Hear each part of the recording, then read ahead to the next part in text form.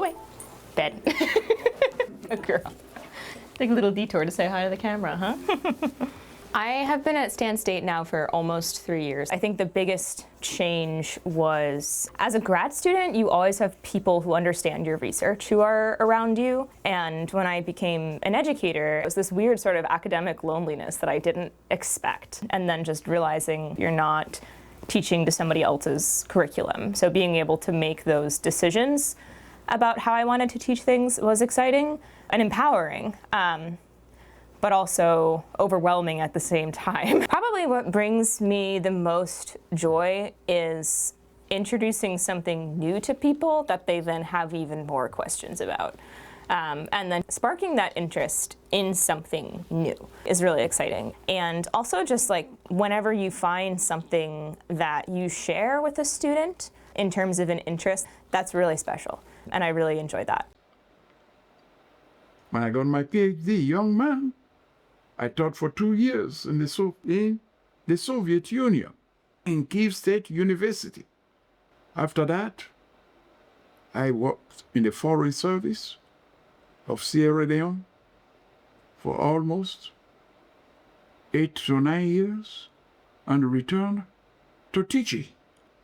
I have long wished to be a teacher.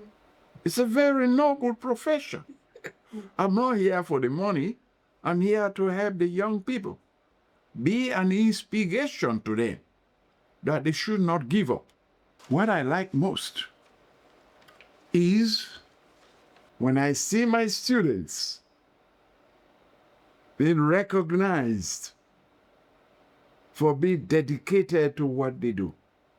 For me, it's a jackpot. And that's what keeps me awake. That's what keeps me alive. I have no doubts that there are many more like that.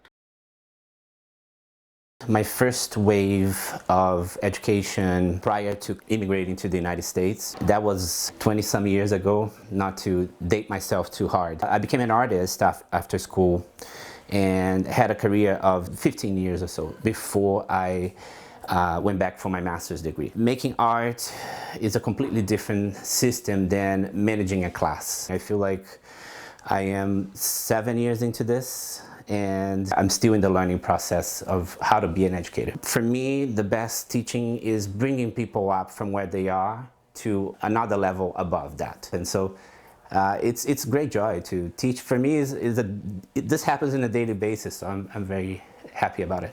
I think at a very deep emotional level, like I really care about my research and I really care about the people I work with.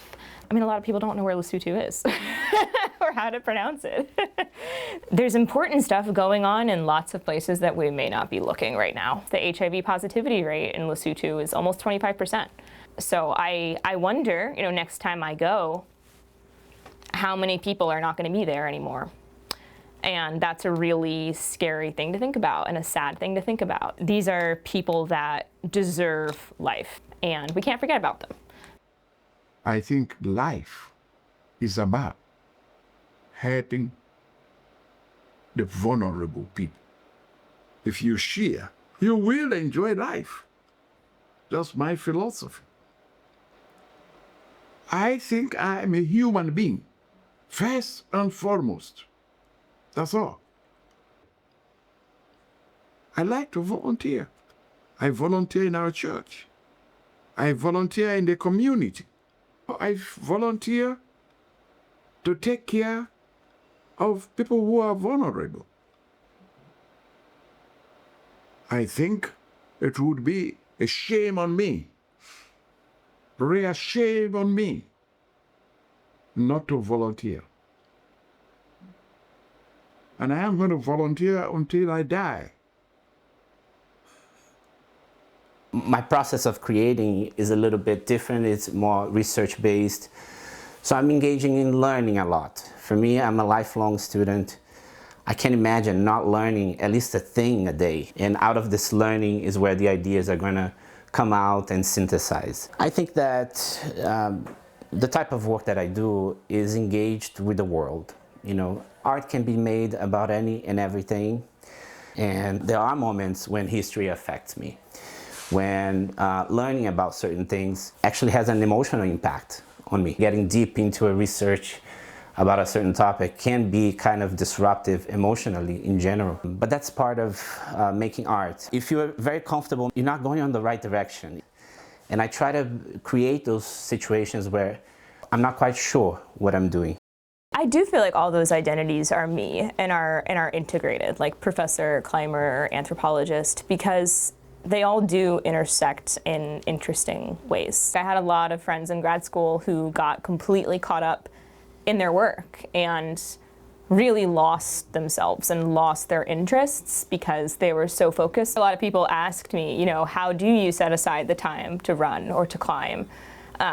And I would always be like, I have to. I couldn't do this if I didn't do that too. My brain works better after I go for a run or after I climb. My field work is physical, and we are out in the mountains in these really remote areas. And sometimes like climbing interacts with that in ways that you wouldn't expect. Like, okay, I'm on this super steep slope right now and I'm doing a split, and I'm only comfortable in this position because I am also a climber. So it all kind of comes together in a strange way. The life of a prof is always doing some work. No one can say to me that he or she leaves the job at home. That's the world in which we live. Work is around us today. Work is like oxygen. You can't run away from it. I definitely don't always leave work in the parking lot. I definitely do bring it home with me to the breakfast table, for sure. I think that's a constant struggle for everyone. In terms of like the emotional connection to my research, no, that's something that's always there. I don't think I ever really stop thinking about that. I never really leave that behind. Of course, we have to have separation between these things to, you know, live better, to be happy. Inevitably, we are just a shell of the consciousness, and some of this spills over in your life, of course. Work at the school ends, work as an artist begins, because that is constantly on my mind. The projects that I'm doing outside of here, you know, and again, the connection is me in the middle of all of these things, right? This shell of consciousness, carrier of consciousness.